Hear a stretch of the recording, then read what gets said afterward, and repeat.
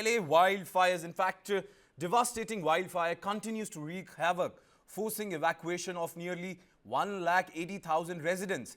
At least 11 lives have been lost as hurricane-force winds propel the fast-moving flames. In fact, these are the visuals on your screens, and in fact, these visuals depict the correct story, exactly what is the degree of this wildfire. The burnt area now covers more than 30,000 acres, with about 10,000 structures charred by the two biggest blaze.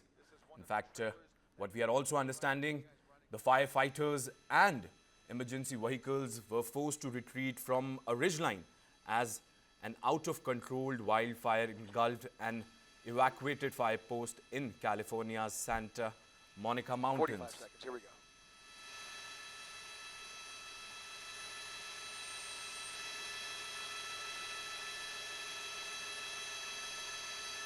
Cut it close, right?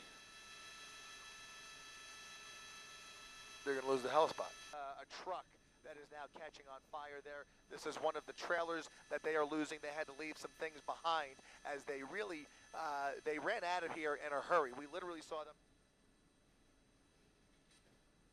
Well, these are the visuals, and in fact, the kind of destruction which has been witnessed is quite evident with these visuals now. Aerial support or aerial way of dousing the fire is perhaps one of the key measures which are being taken by the authorities to douse the fire. And in fact, over 10 vehicles, including fire trucks, were seen speeding away from the advancing flames. And in fact, these are the very visuals on your screens of how certain vehicles had caught the flame and then they were running away from the advancing fire. Well, firefighters evacuated the area on the foot alongside the vehicles while helicopters conducted water bombing efforts in an attempt to slow the rapid spreading of the blaze. Look at him, he's running. In fact, these are the visuals of the vehicles which were struggling near the wildfire which has engulfed this entire area in the Los Angeles.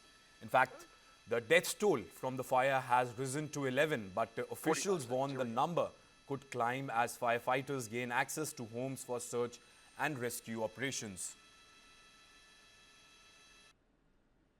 Now, these are some of the satellite images which we are bringing to you, and these images have revealed the staggering scale of destruction caused by the California wildfires. These pictures actually give a correct assessment of the extent of damage which has been caused by these wildfires. In fact, 6 simultaneous wildfires have ravaged neighborhoods across Los Angeles County. And in fact, we also have some aerial visuals of that very area where the wildfire is wreaking havoc. However, after days of burning out of control, the Los Angeles finally showed some signs of containment, with the California fire reporting an 8% containment level. In fact, previously, containment had been listed at 0%.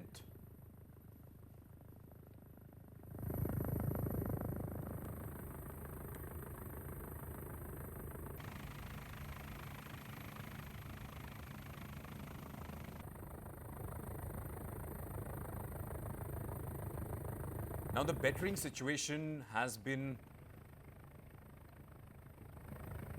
the situation now which is bettering with some passing time is actually attributed to the easing weather conditions. In fact, as winds eased on Friday, firefighters who had been battling the flames from the air and on the ground began making progress. In fact, these are the aerial views, reveal the full extent of destruction caused by the Pacific Palisades wildfire, underscoring the challenges first responders have faced and in fact they faced in combating the relentless blazes.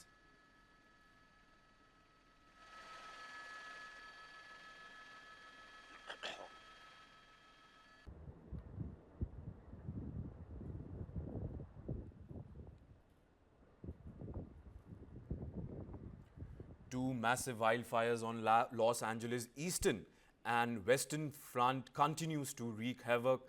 In fact, they've destroyed nearly 10,000 homes and structures despite a temporary easing of fierce winds that offered firefighters a brief respite.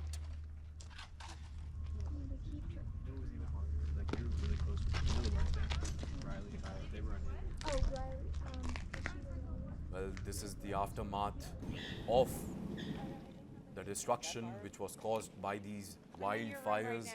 Residents suffering, authorities suffering. In fact, something which the United States hasn't witnessed in a very long time. Remember, LA is one such neighborhood where the wealthiest of Americans reside, and in fact, it's also the front for the Hollywood celebrities. In fact, earlier also we saw how number of celebrities have talked about the situation being out of hand. One of the most affected areas when we talk about remains to be the Palisade area, and in fact, the fire department there has also talked about the situation. In fact, the Palisades fire burning between Santa Monica and Malibu and the Eaton fire near Pasadena on the city's eastern edge have already become the most destructive wildfires in Los Angeles history.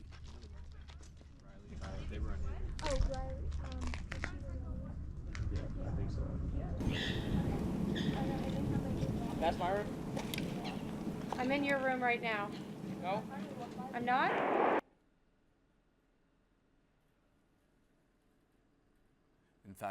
In fact, these are the visuals from the other parts of Los Angeles, and in fact, what we are learning is that together, if we look at the numbers which have been given by the US authorities, they say that around 34,000 acres of the land has been reduced to ashes, and in fact, entire neighborhood has been charred.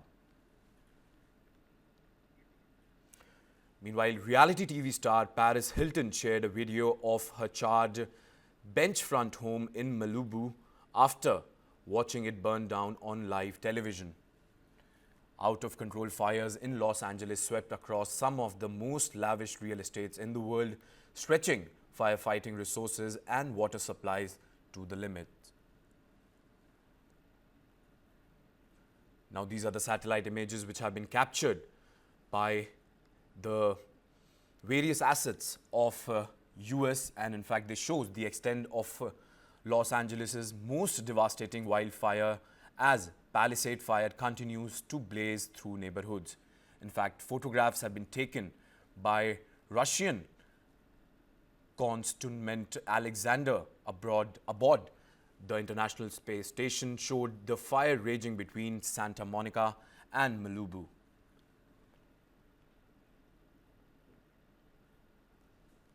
Yeah, the last number that we gave was 5. I believe that splits 2 from Palisades and 3 from the Altadena incident. But even as I'm telling you that, it's leaving my lips, I'm nervous about that number. And the obvious question is, do you think it's going to grow?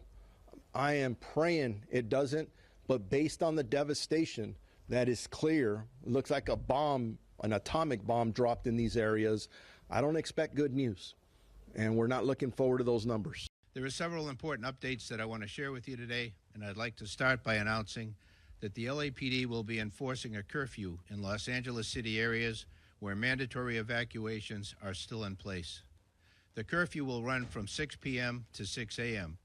Unless you are public safety personnel or other disaster workers, you have no reason to be at these locations, and if we see you in these areas, you will be subject to arrest.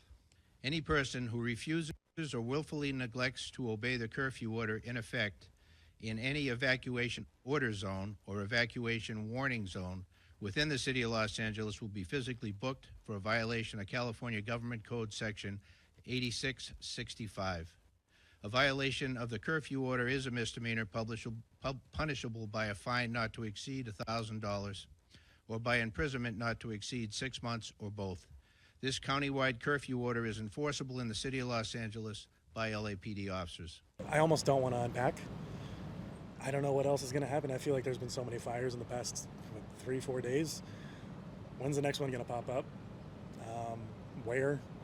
it could happen at any time. So while I'm relieved this one's over, especially because it seems to be the most threatening one, I don't know, another one might pop up, and I'm terrified of that. The anxiety level is crazy. I mean, we were just going to bed the other night when our neighbor told us of the first fire, and so your anxiety goes from 0 to 100, and you just start moving fast. But in a way, it also kind of makes you realize how ill prepared we are. So it makes you think and what's priorities, and if anything good comes out of it, is that you're better prepared, or you should be getting. I think we get very comfortable in our day-to-day life. The fires are happening so fast and in different areas that we don't even know what to expect, because the warnings say one thing, and then you go check out the fire, it's a different thing. And most people are in the dark right now, so they're evacuating and then coming back. It's kind of a mess, in my opinion. I evacuated, but I was watching some news clippings, and I realized the fires are out of control. So I decided to come and take a look, and there was nobody on the way back. Nobody. It was like eerie, flame, things with the embers flying around. Businesses on the right and left of Lake Avenue were burned out. So I got scared. I hear people in the military saying how when you're going to the battle, you're basically thinking all kinds of feelings about, I don't know if I should be doing this and that. But then they say once you're in the front line, you forget all about it. Basically, you have to fight for your survival, right? So basically, when I arrived here and I saw this, I got in that mode.